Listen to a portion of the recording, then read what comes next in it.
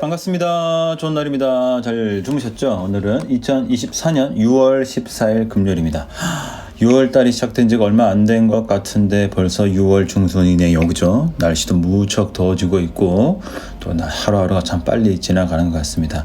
자, 그래도 제가 매번 드린 말씀이지만 그죠? 그래도 항상 우리 성경 보시고 또 말씀 붙잡고 항상 승리하면서 또 기쁘게 하루하루 잘 지내시는 저와 여러분 모두가 되시기를 간절히 축복합니다.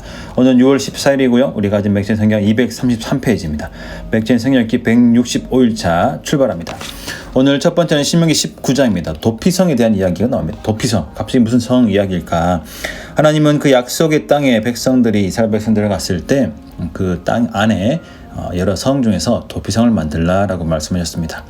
이스라엘 전역에서 6군데를 정해서 도피성으로 정했고요.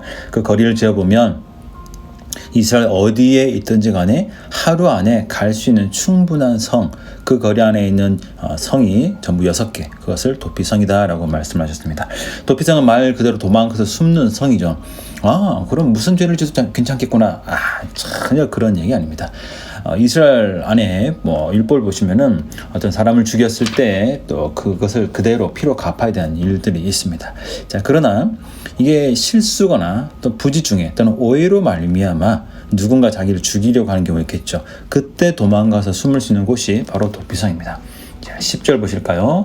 234페이지 보시면 내 하나님 여호와께서 내게 기업으로 주신 땅에서 무죄한 피를 흘리지 말라. 이같이 하면 그의 피가 내게로 돌아가지 아니하리라. 자, 11절 그러나 만일 어떤 사람이 그의 이웃을 미워하여 엎드려 그를 기다리다가 일어나 상처를 입혀 죽게 하고 이 한 성읍으로 도피하면, 자, 이렇게 아무 이유 없이 마땅히 처벌을 받아야 되는데도 도망가면 도피성에서는 장로들이 보다가 보복자선에 넘겨주는 일을 하지만 억울합니다.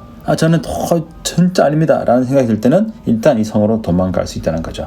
장로들이 확인해서 진짜 이건 애매하다, 이건 이 보복자의 선이 넘겨줄 일이 아니다 싶으면 그 성에서 살 수 있도록 했습니다. 자, 그러나 살았다. 그러나 그 성에서 계속 살아야 됩니다. 그리고 이게 좋긴 하죠. 살아남았으니까, 죽을 위험을 넘겼으니까 좋은 것이긴 한데, 그 성에서 가족을 보러 갈 수도 없고 그 외딴 성에서 그 힘든 곳에서, 낯선 곳에서 쭉 살아야 됩니다. 언제까지 살아야 될까요? 참 독특하게도 그 해의 대제사장이 살아있을 때까지 그 성에 살아야 되고, 대제사장이 죽어야만 그 성에서 나올 수가 있습니다. 그러니까 한쪽으로 보면 참 좋은 일이긴 하지만 또 한쪽으로는 그렇게 참 좋지만은 않은 일, 그것이 바로 도피성의 삶이라는 것을 기억할 수가 있습니다. 자, 오늘 우리에게 도피성이 무슨 의미가 있을까? 당연히 아무 의미가 없다라고 생각할 수 있겠죠, 그죠? 우리는 법이 있으니까요, 그죠? 그러나 아까 제가 말씀드린 것처럼 그 해의 대제사장이 죽어야 자유를 얻을 수 있다라는 것을 생각해 볼까요? 오늘 신약에서 히브리서를 보시면 예수님이 우리의 영원한 대제사장이다라고 말씀하셨습니다. 예수님이 죽으심으로 말미암아 우리에게 자유가 주어졌고, 우리가 예수님의 그 보혈의 피로 말미암아 참 복과 또 하나님의 은혜의 삶을 누리게 되었습니다. 그렇다면 이 도피성을 주신 이유, 그 도피성에서 도망가고 또 그 성에 살다가 자유를 얻는 것은 무엇을 의미할까요? 바로 이 땅에 오실 예수 그리스도를 상징한다는 거죠. 예수님이 죽으셔야만 우리가 참 자유를 얻게 되고 영원한 생명의 그 은혜의 삶을 살 수 있게 된다라는 것을 기억하시면 됩니다.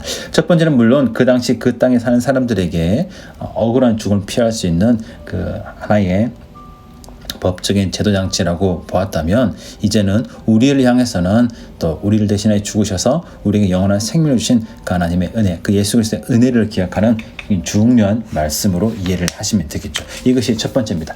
두 번째는 무슨 말씀이냐면요, 두 번째는 이사야 46장입니다. 자, 여기서는 3절 4절 볼까요? 자, 246페이지입니다. 야곱의 집이여, 이스라엘 집에 남 모든 자여 내게 들을지어다.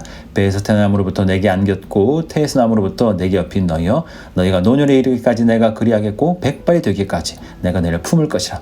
내가 지었은즉 내가 볼 것이요 내가 품고 구하여 내리라. 자, 우리가 가끔 그런 말을 듣습니다. TV에서나 또 가끔 듣는 그런 말들이 있죠. 자녀는 60이어도 참 부모가 볼 땐 어리다는 거죠. 머리가 희끗희끗하고 50, 60이 됐는데도 아빠가 어머니 아버님이 하신 말씀 똑같습니다. 자, 조심하고 밥 잘 먹고 길 조심하고 잘 건너라. 저희 어머니도 자기 전화하시면은 항상 그 얘기 하십니다. 밥 잘 먹고 있니? 또 요즘은 또 이제 목사가 되었습니다. 담임 목사가 되었으니까 성도 위해서 기도하고 있니? 그래서 또 말씀 준비 잘하고 있니? 그런 이야기를 종종 하십니다. 오늘 부모가 볼 때 자녀는 항상 똑같다는 거죠. 아무리 키가 크고 아무리 장성해도 부모 볼 때는 참 아쉽고 안타깝고 또 항상 그런 말을 해줄 수밖에 없는 그런 자리라는 거죠. 바로 하나님이 그러시다는 겁니다.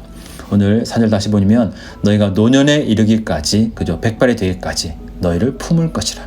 자, 업을 것이다. 품고 고해내리라.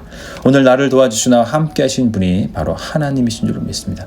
나를 업어주시고 나를 돌봐주시고 내가 아무리 크고 내가 아무리 나이가 들어도 항상 나를 안아주시는 분이 바로 나의 주님이시다 라는 것을 기억하시면 좋겠습니다. 저희 막둥이가 초등학교 4학년인데 딸인데 항상 업어달라고 합니다. 그럼 항상 이야기하죠. 제가 물어보죠. 너 언제까지 업힐래? 그럼 말합니다. 고등학생까지요. 그죠? 뭐 그때까지 업히겠습니까? 오늘 주님이 항상 우리를 업고 계신다. 우리를 항상 품어주신다라는 것을 기억하시면서 오늘 그 은혜의 품에서 잘 쉬면서 하루를 잘 지내며 살아가시는 저와 여러분 모두가 되시기를 간절히 축복합니다. 오늘 바쁘죠? 또 일상 여러 가지 일들도 있죠. 그죠? 문제도 있고 답답한 점 있죠? 그러나 잠깐 멈춰서서 주님이 나를 업고 계신다. 주님이 나를 품고 계시는구나 라는 것을 기억하시면서 오늘 그것이 우리 위로가 되고 힘이 되는 그런 귀한 하루가 되기를 간절히 축복합니다.